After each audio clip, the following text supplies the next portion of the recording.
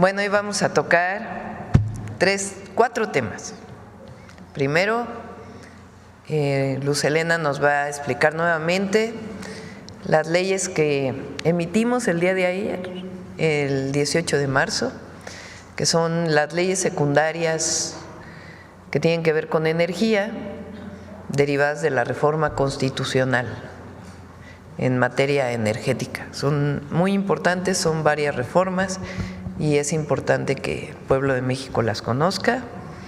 Segundo, está aquí Mario Delgado, nos va a platicar la propuesta que hicimos ayer a los maestros, que es un compromiso de mi parte para los maestros de México,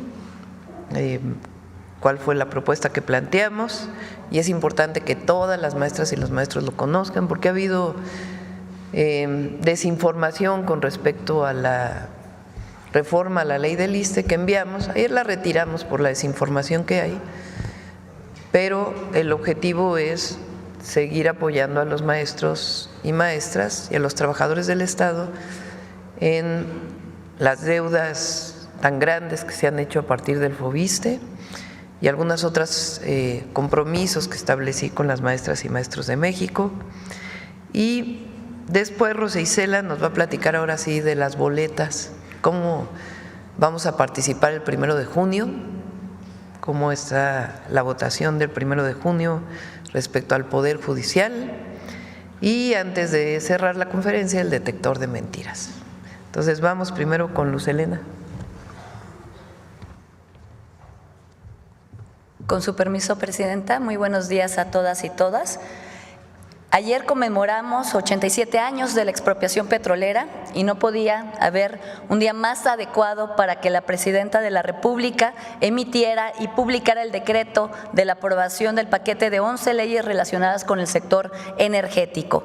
Este paquete de leyes revierte de manera definitiva las llamadas reformas neoliberales iniciadas hace 30 años en materia de energía, que no solo fueron un fracaso, sino que comprometieron nuestra soberanía nacional. Hace menos de una semana, el 12 de marzo, la Cámara de Diputados aprobó el paquete de iniciativas enviadas por la Presidenta primero al Senado y después a la Cámara de Diputados, mediante las cuales se expiden 8 leyes secundarias y se reforman 3 leyes secundarias. Las 8 leyes que se expiden es la Ley de la Empresa Pública del Estado Comisión Federal de Electricidad, la Ley de la Empresa Pública del Estado Petróleos Mexicanos, la Ley del Sector Eléctrico, la Ley del Sector Hidrocarburos, la Ley de Planeación y Transición Energética, la Ley de Biocombustibles, la Ley de Geotermia, la Ley de la Comisión Nacional de Energía, y se reforman la Ley de Ingresos sobre Hidrocarburos, la Ley del Fondo Mexicano del Petróleo sobre la Estabilización y el Desarrollo y la Ley Orgánica de la Administración Pública Federal. Todo este paquete de leyes, la que sigue, tiene como objeto central, como ya mencioné, recuperar y fortalecer la soberanía energética. Es decir, ¿qué quiere decir esto? Que podamos garantizar como país la energía necesaria para toda la actividad social y económica de México, que la energía llegue a todas y todos los mexicanos, especialmente a los de menores recursos, que no dependamos de intereses internacionales ni de mercados para que esto ocurra. Se fortalecen las capacidades del Estado mexicano y de las empresas públicas retomando la planeación estratégica, y se buscará garantizar el abasto de hidrocarburos y la autosuficiencia de combustibles, así como la generación de energía suficiente, segura y confiable, promoviendo la transición energética a través del uso sustentable de las fuentes de energía con las que dispone nuestra nación. Voy a explicar de manera muy rápida el contenido de cada una. Las leyes, la que sigue por favor, las leyes de las empresas públicas del Estado, CFE y Pemex. Con estas leyes, Pemex y CFE vuelven a asumir su carácter de empresas públicas, cuya naturaleza no es la de una competidora más en un mercado, sino son las empresas ejes de la planeación de todo el sector energético. Por eso, el concepto de monopolio no les es aplicable, dado su renovada y su principal papel en la Rectoría General del sector y de velar de los intereses de todos los mexicanos. Las dos empresas más importantes para el Estado, que fueron desmembradas en múltiples subsidiarias, gracias a estas leyes se integrarán vertical y horizontalmente a partir de hoy para lograr una mayor eficiencia, desplegar proyectos, que se garantice el abasto, la energía suficiente y que se acelere la transición energética. La ley del sector eléctrico. Aquí en esta ley se reconoce el concepto de prevalencia, que determina que los particulares, los privados, no tendrán mayor participación en el sector que el Estado, toda vez que es precisamente el Estado el que es el garante de la continuidad, la accesibilidad, la seguridad y la confiabilidad del servicio de electricidad. El Estado mantendrá al menos el 54% del promedio anual de generación inyectada a la red eléctrica nacional. No obstante, también en esta ley se establecen esquemas ordenados, transparentes para la participación de los privados, con proyectos de inversión mixta y proyectos de largo plazo en generación de electricidad.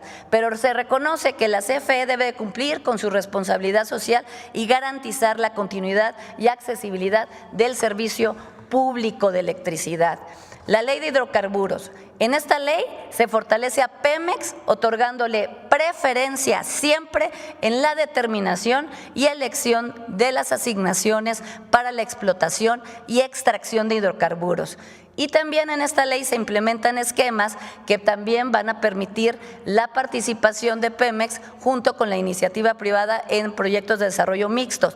Pero se robustece también la trazabilidad de los hidrocarburos desde su importación hasta el expendio al público. Se van a incorporar como responsables solidarios a los importadores, se van a regular y a determinar la información que debe de ser entregada en toda la cadena de producción. La ley de planeación y transición energética. Aquí se fortalece la planeación energética mediante el establecimiento de que la planeación, se retoma la planeación por parte del Estado y esta se vuelve vinculante. Además, en esta ley se reconoce por primera vez el concepto de justicia energética y se establecen los mecanismos para reducir la pobreza energética, las desigualdades sociales y de género en el acceso a la energía, así como fomentar el desarrollo regional y la participación de los pueblos originarios en proyectos energéticos. Posteriormente tenemos tanto la ley de biocombustibles como la ley de geotermia. En ella se actualiza el marco legal para el aprovechamiento de estos recursos, de los recursos geotérmicos y también el desarrollo sustentable de los biocombustibles. ¿La que sigue? La ley de la Comisión Nacional de Energía. Con esta ley se crea la Comisión Nacional de Energía como un órgano administrativo desconcentrado de CENER con independencia técnica y operativa, con la finalidad de contar con las capacidades técnicas de más alto nivel para poder llevar la regulación del sector. Se transfieren algunas atribuciones de la CRE a la CNE, quien será la encargada de promover en todo momento el desarrollo ordenado de las actividades del sector de conformidad a la planeación vinculante. La ley de ingresos de hidrocarburos. En esta ley se reconoce el derecho petrolero para el bienestar como nuevo régimen fiscal de Pemex, el cual reemplazará un esquema fiscal que contemplaba 3 derechos fiscales: el derecho por la utilidad compartida, el derecho de exploración de hidrocarburos y el derecho de extracción de hidrocarburos. Este nuevo modelo le da solidez financiera a Petróleos Mexicanos. Tendrá una tasa única para la extracción de hidrocarburos del 30% y una tasa del 12% en el caso del gas natural. La ley orgánica y por último la ley orgánica de la Administración Pública Federal, donde se faculta a la CENER para llevar a cabo la actividad de planeación vinculante dentro del sector energético a mediano y largo plazo. Para el ejercicio de las atribuciones en materia energética y de hidrocarburos, la CENER va a contar con un comité de asignaciones de contratos y permisos, y también se va a auxiliar con el órgano administrativo desconcentrado denominado Comisión Nacional de Energía, que también se crea en este paquete. Este paquete de leyes es de grandes dimensiones, propias de una transformación histórica, porque la generación eléctrica, el petróleo y los recursos que generan han vuelto a ser del pueblo. Han sido rescatados y ahora serán administrados sobre todo en beneficio del pueblo. Las reformas constitucionales y las reformas legales que ayer publica la Presidencia de la República rescatan y relanzan a la energía y sus sectores como lo que son: un bien estratégico, insustituible, cuya garantía estará a cargo del Estado y no sujeto a un juego mercantil de intereses privados. En el esquema previo, en el esquema neoliberal, como hemos visto, el excluido era el Estado, minimizando su presencia, desplazándolo paulatinamente, pero no obstante, por fortuna, millones y millones de mexicanos, para millones de mexicanos, llegó la transformación de la vida pública portadora de otra visión y otros valores, como el bienestar del pueblo y la justicia social. Estas reformas son históricas y son ejemplo de este cambio transformador. Es cuanto, presidente.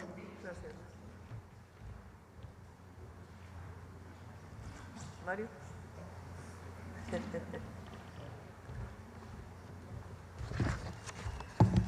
Muchas gracias. Buenos días a todos y a todas.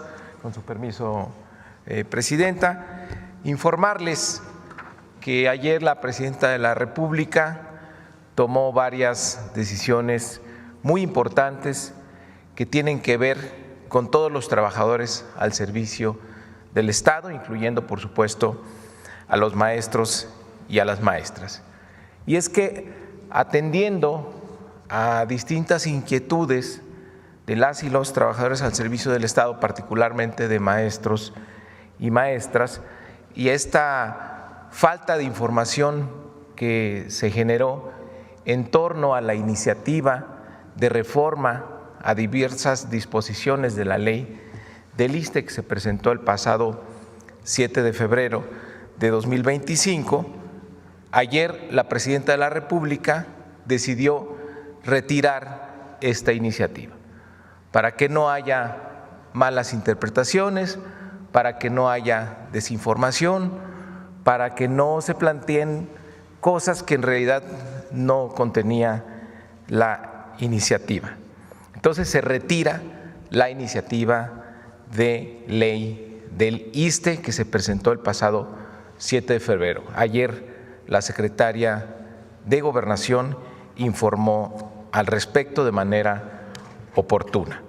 Sin embargo, la presidenta tiene el compromiso de mejorar siempre las condiciones de los trabajadores, de los maestros y las maestras. Entonces, los beneficios que venían en esa iniciativa, la presidenta está plantearlos, rescatarlos a través de un decreto presidencial.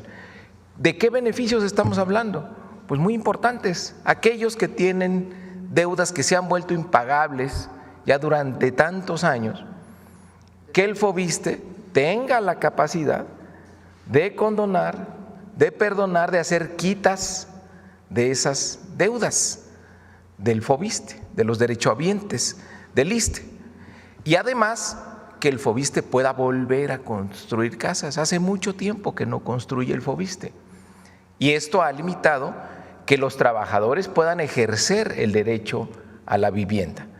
Entonces, los beneficios de esta iniciativa trataban precisamente de proteger el derecho a la vivienda que tienen los trabajadores al servicio del Estado. Entonces, eso se va a buscar establecer mediante decretos. Ahora, otro asunto muy importante que tomó la presidenta y lo vamos a explicar aquí en la presentación, que es que se congele la edad mínima de jubilación que se establece en la ley. ¿Qué es esto? Vamos a explicar un poco. Actualmente los trabajadores los derechohabientes del ISSSTE le regresamos un poco, hay 3.2 millones de trabajadores activos, hay 2 sistemas de pensiones actualmente vigentes, la de contribución definida, las cuentas individuales, que es a partir de la reforma del 2007, aproximadamente el 76% de los trabajadores activos está en este sistema de contribución definida y hay un 4.5% de trabajadores pensionados en ese sistema. Después está el sistema de beneficio definido, que es a partir del 10º transitorio de la ley del ISSSTE del 2007, es decir, que tenían su pensión determinada. Actualmente hay un 24% de trabajadores en este sistema y hay un 95.5% de trabajadores jubilados en el régimen de beneficio definido. Todos los trabajadores que están en cuentas individualizadas, esto es importante recordarlo, van a tener acceso al Fondo de Pensiones para el Bienestar. Pero bueno, vamos a lo de la edad, que es lo que ayer tomó la decisión la presidenta. Actualmente la ley tenía un incremento en la edad mínima de jubilación creciente. Es decir, si no se hace nada, pues para el 2024-25 señala 58 años para hombres, 56 para mujeres. Para el 2006 aumentaría a 59 años en la edad mínima de jubilación para hombres y 57 para mujeres, y a partir del 2028 se va a 60 años para hombres y a 58 para mujeres. ¿Cuál es la propuesta que le hace a las maestras y maestros del país la presidenta? Que se congele la edad mínima de jubilación en lo que está actualmente, en 58 años y 56 años, en lo que continúa la discusión de este cambio en el régimen de pensiones y se determina la edad final de jubilación.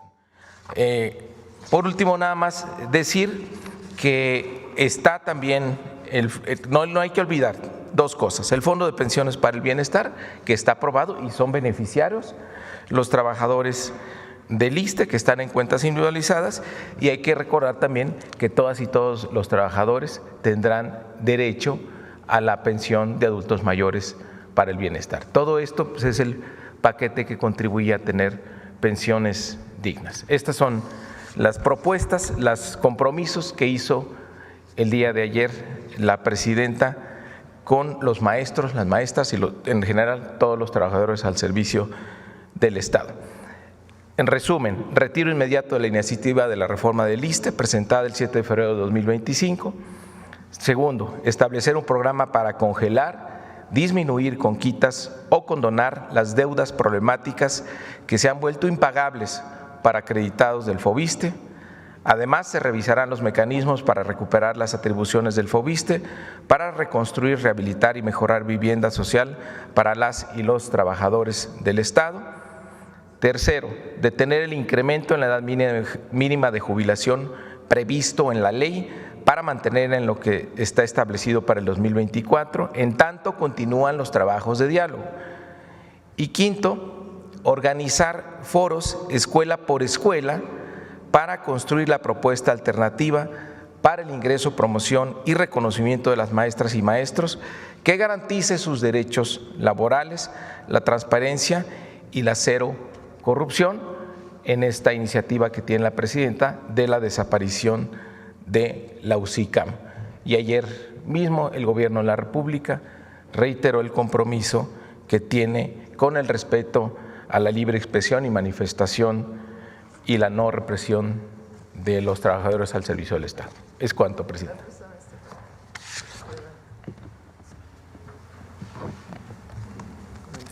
¿Sí? Sí. Voy a comentar un poquito más para que quede un poquito más claro. Desde hace mucho tiempo, las maestras y los maestros de México, particularmente organizados a través de la Coordinadora Nacional de Trabajadores de la Educación, han estado pidiendo la derogación de la ley del ISSSTE que se aprobó en el 2007. ¿Qué pasó en esa ley que se aprobó en el 2007? Cambió por completo el régimen de pensiones y ahora los maestros pues estaban jubilando con muy poquitos recursos. Y además los que ya se habían jubilado pues también tienen muy pocos recursos. Aun cuando es justa la demanda, pues siempre está el problema de cuánto presupuesto tenemos para poder cumplir con esa solicitud que están haciendo los maestros. En tanto, ellos están pidiendo que se disminuya la edad de jubilación a como estaba antes de la reforma del 2007.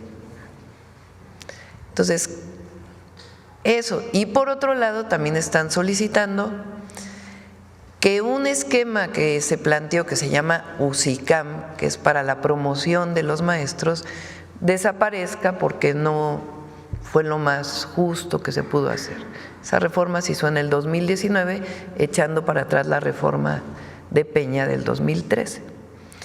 Nosotros vamos a mantener las pláticas con la CENTE, también con el CENTE de pláticas, pero particularmente con la coordinadora nos vamos a seguir viendo para seguir avanzando en todas las solicitudes que tienen, que en general son solicitudes justas.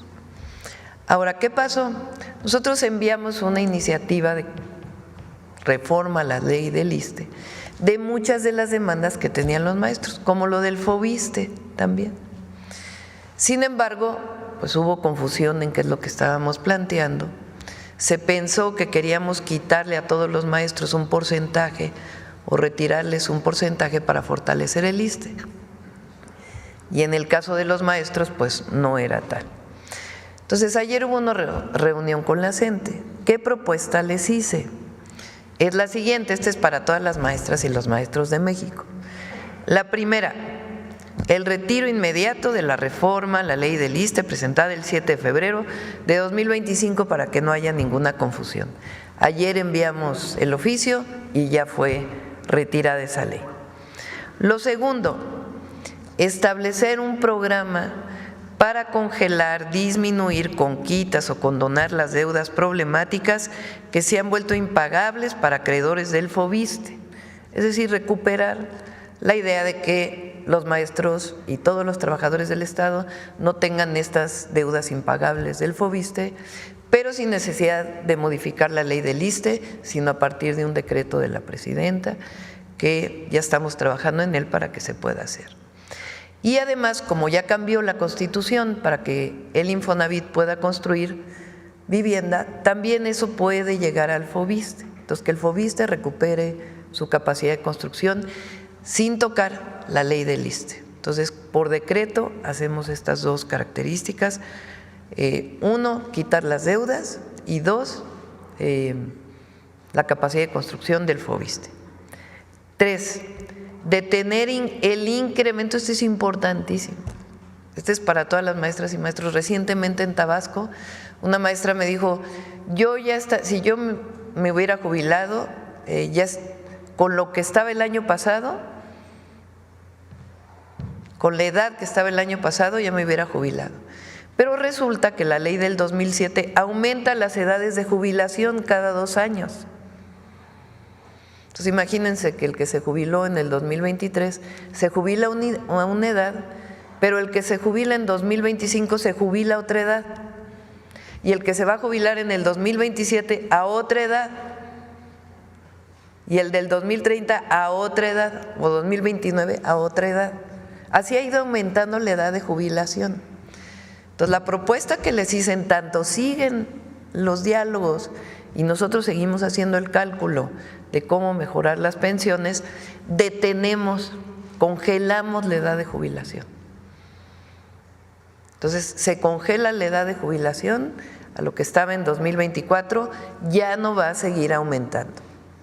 Eso es ya un acuerdo que tuvimos. Representa recursos, sí, pero pues, ustedes saben que con austeridad damos estos beneficios y cada año representará un recurso adicional, pero estamos en condiciones de hacerlo. Esto es, en principio, en lo que continúan las pláticas. Lo otro que ellos están pidiendo es que cambie el esquema de promoción de UCICAM. ¿Qué propuesta les hice? En vez de que hagamos foros, que no sabemos quién llega, vámonos a foros escuela por escuela. Vámonos a una consulta abajo con todos los maestros y maestras de México, a cada escuela pública del país, para saber qué opinan los maestros y las maestras del régimen actual de promoción y cómo quieren que cambie. Y a partir de este foro, escuela por escuela, escuela por escuela, todas las escuelas del país, construimos la propuesta de modificación al tercero constitucional. Esas son las propuestas que hicimos. Entonces, repito nuevamente para las maestras y maestros, el retiro inmediato de la iniciativa de reforma del ISSSTE. 2, hacer quitas y todas las condonaciones que se requieran para que ya no se deba tanto en las deudas del FOBISSSTE, y decretar la construcción que el FOBISSSTE pueda construir vivienda y no solo dar créditos. 3, congelar la edad de jubilación, que ya no siga aumentando. Y 4, foros escuela por escuela para ver realmente qué quieren los maestros respecto a los esquemas de promoción.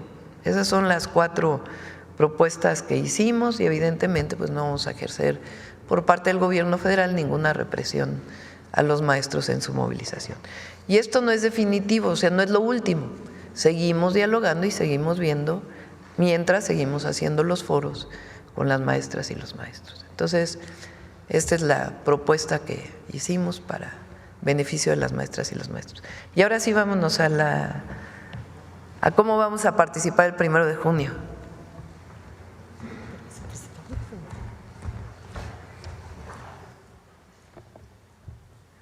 Gracias. Con su permiso, Presidenta, buenos días a todas y a todos. ¿Cómo participar en las elecciones del Poder Judicial? Adelante.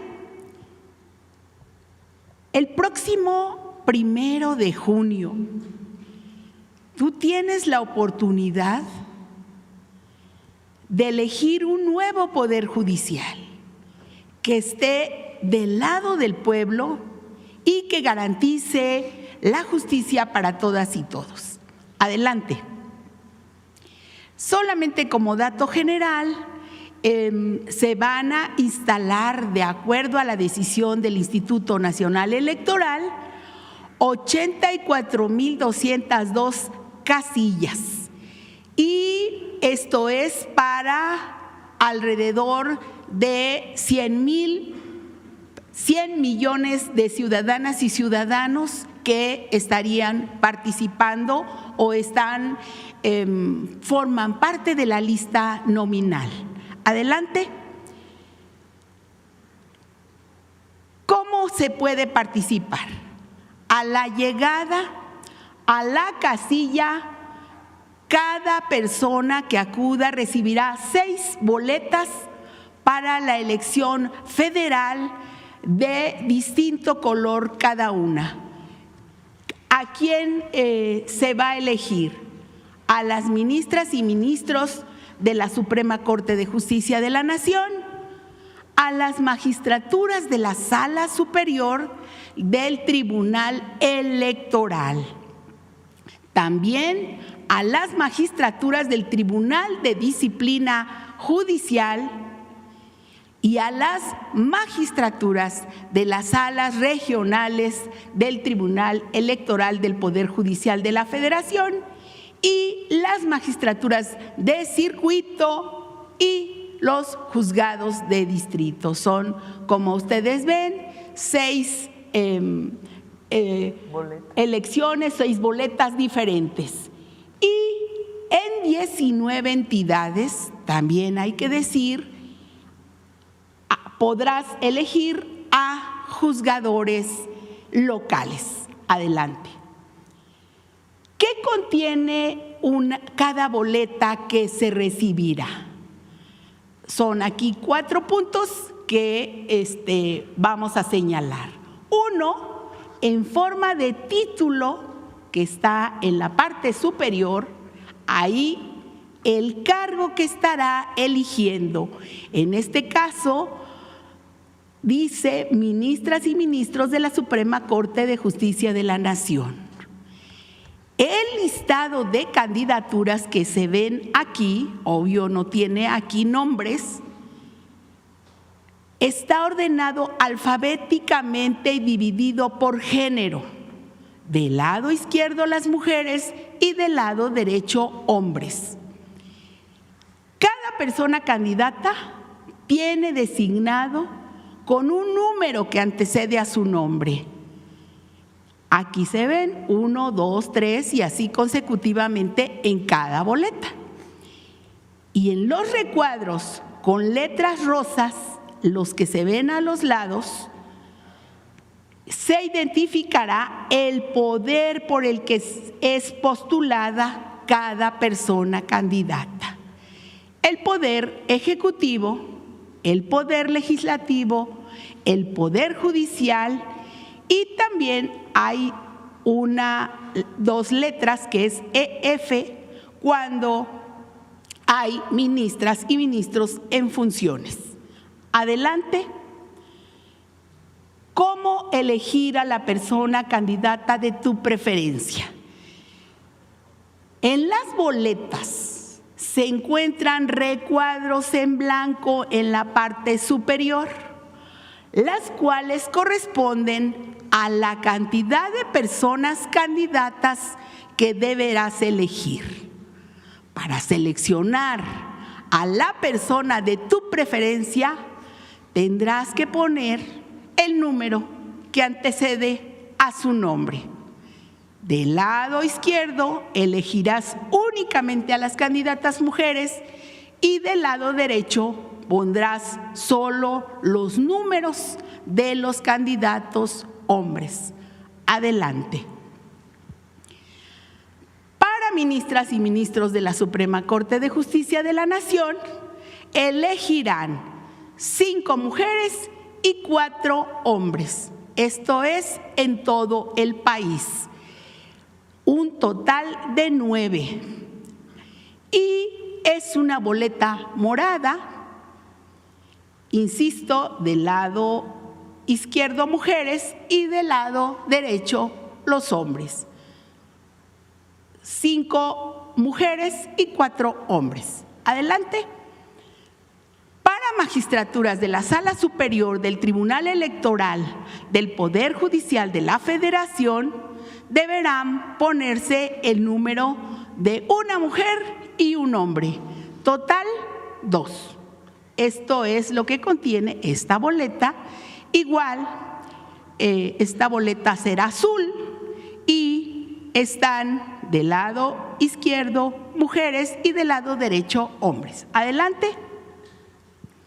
Para magistraturas del Tribunal de Disciplina Judicial, se colocará el número de 3 mujeres y 2 hombres, total 5, y la boleta es turquesa y vienen en el mismo sentido el género respectivo. Adelante. En el caso de magistraturas de salas regionales del Tribunal Electoral del Poder Judicial de la Federación, se deberá elegir los números de 2 mujeres y un hombre. La boleta es naranja y vienen aquí así colocados esta boleta. Adelante. Para el caso de las boletas que vamos a ver a continuación, que es la boleta rosa y amarilla, se tendrá como elemento adicional las especialidades por color. Para la especialidad penal es azul, para la especialidad administrativa es naranja y para la especialidad civil es morada, rosa. Adelante. Estas eran las que además se agrega lo anterior. Para las magistraturas de circuito deberá seleccionar el número de una mujer y un hombre por cada especialidad. En esta boleta que es rosa. Adelante. Para los juzgados de distrito se tiene que seleccionar el número de una mujer y un hombre por especialidad. Aquí vienen las especialidades que en esta boleta amarilla y los números correspondientes que se tienen que escribir. Adelante.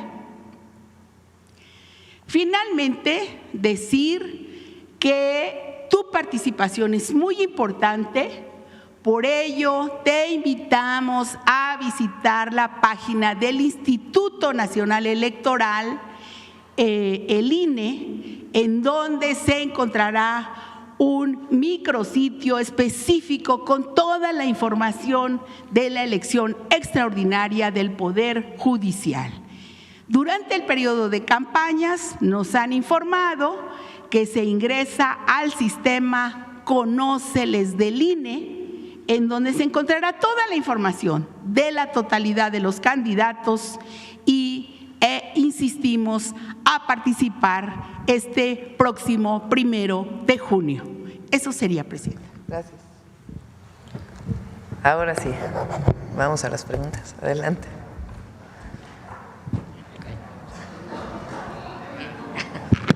¿Qué tal? Muy buenos días a todos y a todas. Juan Hernández de Diario Basta, Tabasco Hoy, Campeche Hoy y Quintana Roo de Grupo Cantón. Sobre el caso ahorita que acaba de exponer la secretaria de Gobernación, de esta campaña y bueno, esta información que nos está dando, pues de cómo se va a hacer el voto, cómo se va a ejercer. Primero, preguntarle sobre cómo se va a hacer, se va a ampliar más esta información, porque en Diario Basta hemos documentado pues casos de alcaldes, por ejemplo el caso de la Miguel Hidalgo, que pues aunque él dice que no, pero está interviniendo directamente en este proceso, según que va a realizar foros para citar a los, en este caso a candidatos, para que informen, pero no sabemos cómo se va a hacer o cómo se va a realizar. Pero realmente aquí se está viendo una intromisión de estos personajes que obviamente en este caso impulsarían a personajes que sean en este caso anti-4T, ¿no? Sería ese por ese lado, y también preguntarle si existiría un plan B, C o D en el caso de los ministros y de los jueces que ya van de salida. ¿Esto en qué sentido? Pues prácticamente estamos a meses de que se haga pues ya la renovación, se termine con esta pesadilla llamada Poder Judicial de la Federación. Pues algunos de estos personajes te están intentando aplicar el año de Hidalgo, ¿no? Sentencias, a lo mejor proteger a algún evasor fiscal, algún delincuente de cuello blanco, a lo mejor algunos, no digo que sea la mayoría, pero desgraciadamente de lo que hemos, muchos compañeros hemos recogido aquí a lo largo de nuestro trabajo periodístico, pues lamentables casos de abusos, ¿no? Que una casa, que la manutención, que a lo mejor la custodia de un hijo o una hija, que una herencia. O sea, realmente ahorita estamos viendo, pues vaya, un desorden, ¿no? Ahí algo está ocurriendo muy, pues incluso hasta perverso en esta parte que es la impartición de justicia, en donde pues hemos podido constatar que a lo mejor las víctimas son las que están perdiendo en este movimiento. Entonces, sí preguntarle si va a haber un plan B y C de aquellos jueces o aquellos ministros que abusen antes de irse, ¿no? Pues si ya me voy, ya no va a pasar nada, ¿no? Pero ¿qué pasaría sobre eso? Ese sería mi primer planteamiento. Todas las personas que son parte del Poder Judicial tienen la obligación primaria, como todos los ciudadanos, pero en particular ellos, que imparten justicia, de cumplir con las leyes. Si no cumplen con las leyes, pues estarán cometiendo una irregularidad administrativa o penal. Entonces, no creo que en estos meses, porque no hay impunidad, nunca. Entonces, dependerá, por supuesto, de la nueva Corte, de los nuevos jueces. Recuerden que se renueva la mitad nada más de jueces y magistrados. A ver si pones los 6 que van a estar.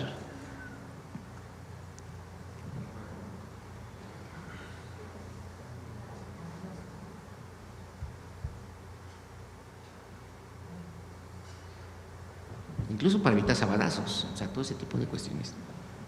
Pues por eso estamos cambiando el Poder Judicial, por eso el pueblo de México decidió cambiar el Poder Judicial y que decide el pueblo a quién quiere. Se van a elegir ministras y ministros de la Corte, 9, 5 mujeres y 4 hombres.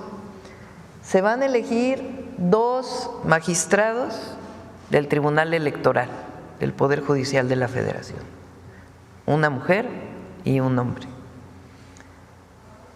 Este es muy importante.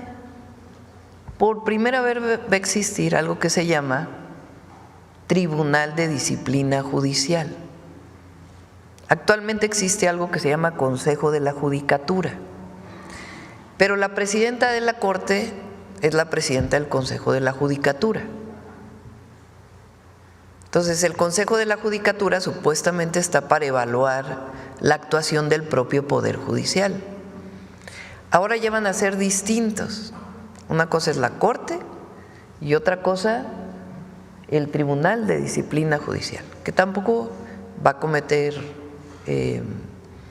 arbitrariedades porque tiene reglas, no es de que lo que decidan hacer, es en función de la falta de un ministro, de un juez, de un magistrado. Entonces, ese tribunal es muy importante porque ellos van a evaluar el trabajo de los jueces, de los magistrados y de los ministros. Pero ahora sí una evaluación de que no se valen los sabadazos, no se vale la actuación ligada a la corrupción. Por eso están cambiando, por eso estamos entre todos, desde abajo, cambiando el Poder Judicial. Salas regionales del Tribunal Electoral, magistraturas de circuito y juzgados de distrito. En estas 2 últimas solo es la mitad la que se cambia. La otra mitad va a ser en el 2027. Pero no el que comete una arbitrariedad, un delito, sea juez o sea ciudadano cualquiera, pues tiene consecuencias, ¿están de acuerdo? Entonces, pues, ¿qué esperamos? Que no se cometan arbitrariedades de aquí a septiembre. 1 de septiembre entra el nuevo Poder Judicial. Perfecto. Y en un segundo tema, Presidenta, ahorita que nos acaba de exponer lo de el retiro de esta reforma, bueno, sí, pues bueno, por el momento, porque obviamente se va a volver a presentar. En muchos lados, bueno, en este caso los comentócratas ya lo ven como un signo de debilidad, como un signo de que ya doblaron a la presidenta, de que ya tenemos una presidenta débil, cuando realmente la virtud es que se está escuchando y se está perfeccionando, pues en este caso una iniciativa en beneficio de los trabajadores del Estado.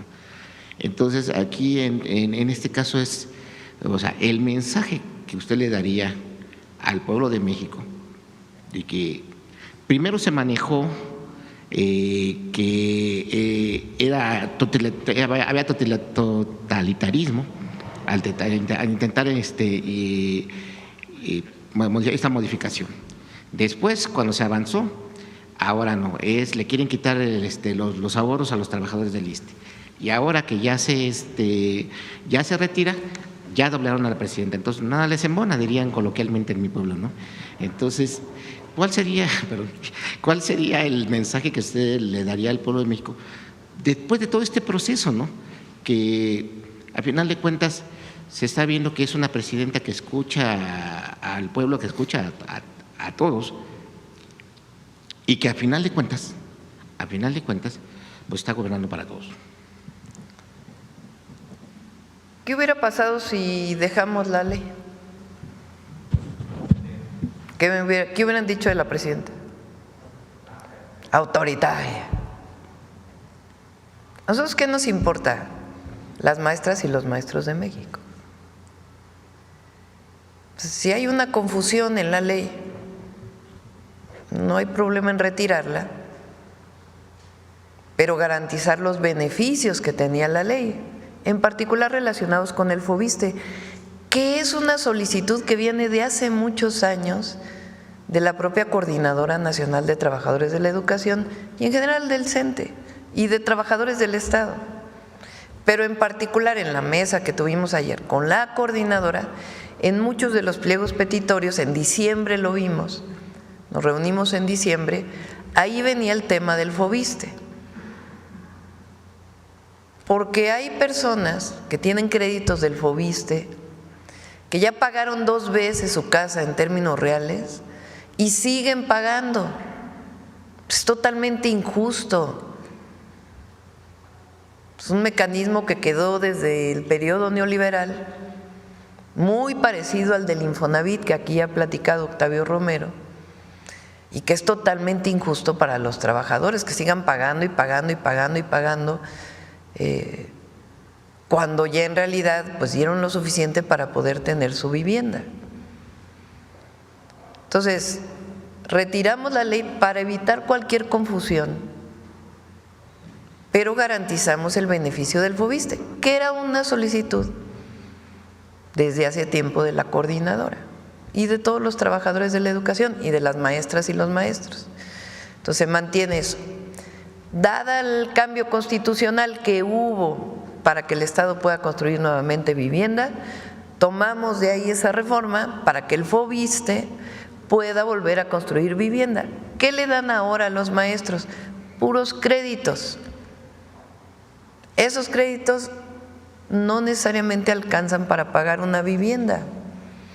¿Qué vamos a hacer ahora? Construir vivienda para que el trabajador del Estado, con el mecanismo del FOBISTE, que es un descuento muy bajo en su cheque, que está establecido por ley, pueda tener la vivienda, no solo el crédito.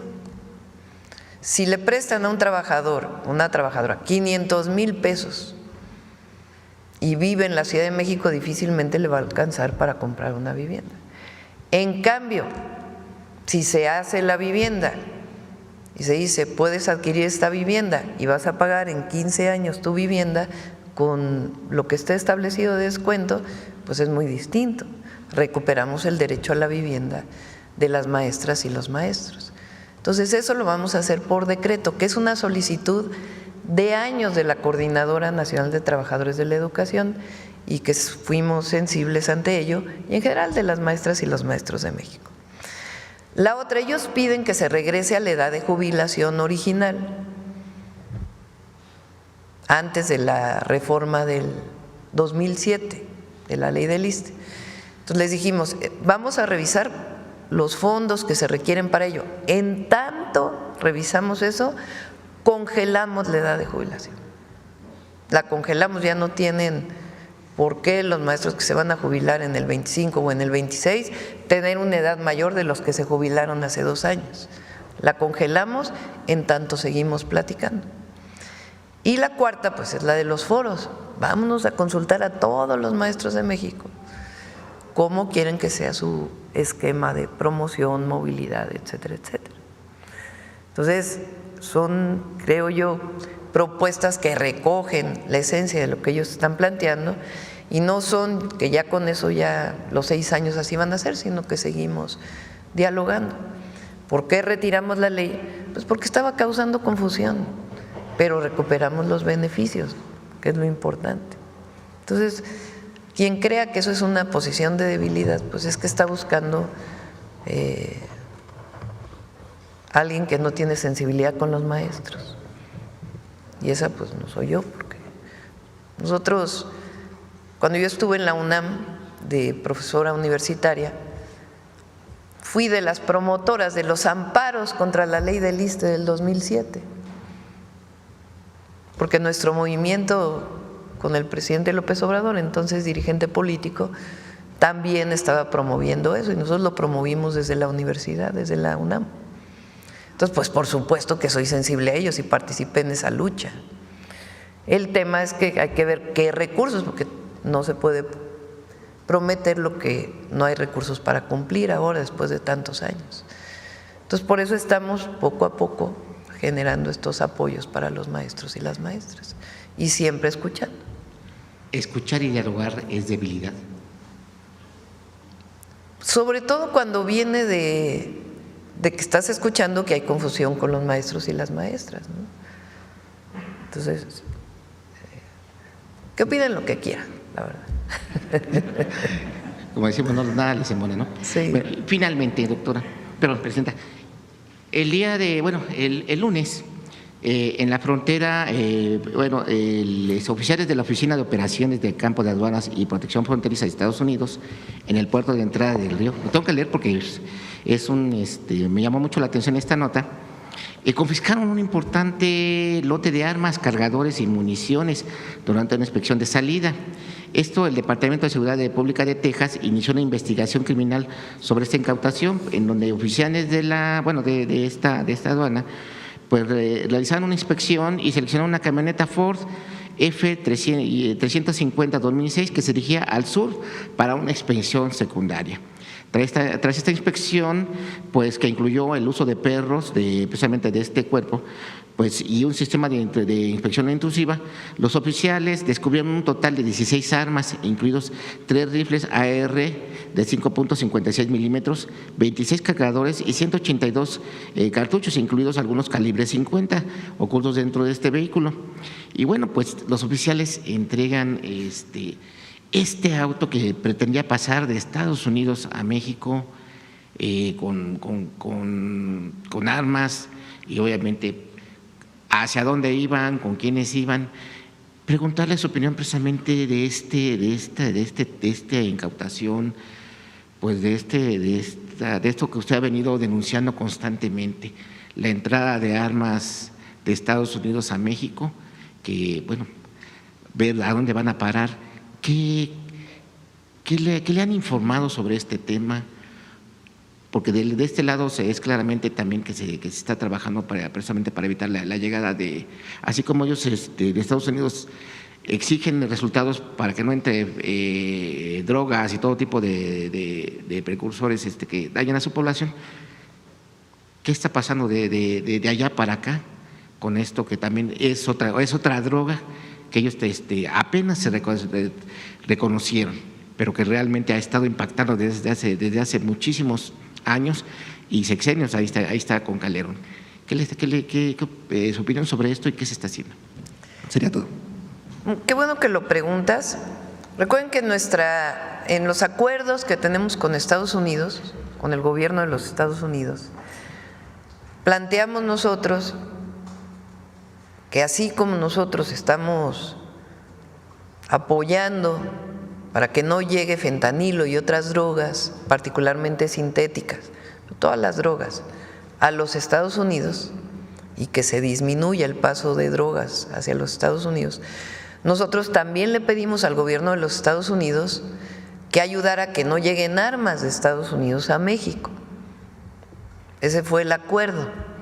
Entonces, el comunicado en efecto es muy bueno porque establece que CBP, que es esta institución de los Estados Unidos que tiene que ver con aduanas y frontera, ayer saca un comunicado en donde dice que el 17 de marzo los oficiales de la Oficina de Operaciones de Campo y Aduanas y Protección Fronteriza de Estados Unidos en el puerto de entrada de Del Río confiscaron el lunes un importante alijo, así le llaman, es la traducción, de armas, cargadores y municiones durante una inspección de salida.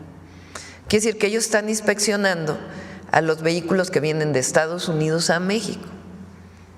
Y en esa inspección que hicieron, incautaron el 17 de marzo en una camioneta, como bien lo dices, 16 armas, incluidos 3 rifles, 26 cargadores y 182 cartuchos. Entonces se ve pues que la coordinación en efecto está funcionando. Entonces nosotros seguimos con la operación Frontera para evitar que llegue particularmente fentanilo a los Estados Unidos y ellos nos están ayudando a que no lleguen armas de Estados Unidos a México. Hasta ahora públicamente hay esto y informamos del Gabinete de Seguridad porque ha habido otras incautaciones. Muy bien, aquí. Buenos días, Presidenta. Yufel Carolina, de Código Libre. Presidenta, usted ayer comentaba que se evaluará, aunque es complejo, regular un medio de comunicación o una red social, las cuales han sido utilizadas por la delincuencia para atraer y en algunos casos forzar a jóvenes a unirse al narco, como ocurrió en el tema de Jalisco. Pero mientras esto pasa y esta regulación, ¿qué mensaje de usted? Porque esto puede seguir ocurriendo, siguen llamando a unas falsas promesas de empleo de cocineros, de vigilantes, y cuando ellos llegan pues entran a este crimen organizado. ¿Qué mensaje da y qué se puede hacer? La Secretaría de Seguridad y Protección Ciudadana tiene un área especializada que está bajando permanentemente estas páginas o estas cuentas de redes que buscan incorporar a jóvenes a alguna actividad delincuencial. Entonces, no es que no se esté haciendo nada, sino que en el momento que se detecta se habla con Facebook, se habla incluso con Mercado Libre, se ha visto, porque también cuando estaba en la ciudad hubo un esquema en donde se vendía un vehículo y en realidad era un robo. Entonces se detectó y se habló en su momento con esta plataforma. Entonces, permanentemente se está hablando con las plataformas. Hay una investigación permanente de todas las páginas que tienen alguna actividad o que están promoviendo, presuntamente promoviendo una actividad delictiva. Preventivamente se habla con la plataforma, se baja y se informa de esta situación. Entonces, eso ya se está haciendo. El tema es trabajar para ver si es factible regular esto o no, porque puede confundirse con alguna censura. Entonces, estamos estudiando este otro esquema de si es factible la regulación. Y por otro lado, pues evidentemente la comunicación que tiene que hacerse. Ahora se va a incorporar el actual rector de la Universidad de Guadalajara como subsecretario de Educación Superior en la Secretaría de Educación Pública, Ricardo Villanueva. Ayer tuvimos reunión y él nos platicaba de cómo desde la UDG hicieron distintas acciones para que en particular en Jalisco se informara adecuadamente a los jóvenes. Entonces estamos trabajando en ello para que particularmente en aquellos lugares donde puede presuntamente estar ocurriendo esto, pues se informe permanentemente a los jóvenes. Previo a la reunión, a la rueda de la reunión que va a tener el fiscal hoy a las 10:30 de la mañana, ¿usted tiene información hasta ahora, alguna postura que tenga? No, no tenemos la información. Eso es importante porque ahora ya resulta que como si nos hubiéramos puesto de acuerdo. La Fiscalía es autónoma. Ellos deciden cómo informan, su información, cómo operan. Lo que tenemos es coordinación. Hay más coordinación ahora que en el sexenio pasado por decisión de la presidenta y la decisión del fiscal de tener una persona de manera permanente en el Gabinete de Seguridad, pues para ver los casos y que se tomen medidas frente a la situación de inseguridad que se vive en muchos lugares del país. Pero lo que va a informar el fiscal no tenemos conocimiento, es una información que él la va a dar a partir de la información que tiene de la investigación. Lo que sí pedimos nosotros es que se informara, incluso pedimos que se atrajera el caso por la Fiscalía, pero depende de la Fiscalía si lo atrae y estuvo de acuerdo pues en informar públicamente. Entonces, no sabemos qué información tiene, pero sí lo que sabemos es que hay una investigación que está realizando la Fiscalía sobre el predio en particular,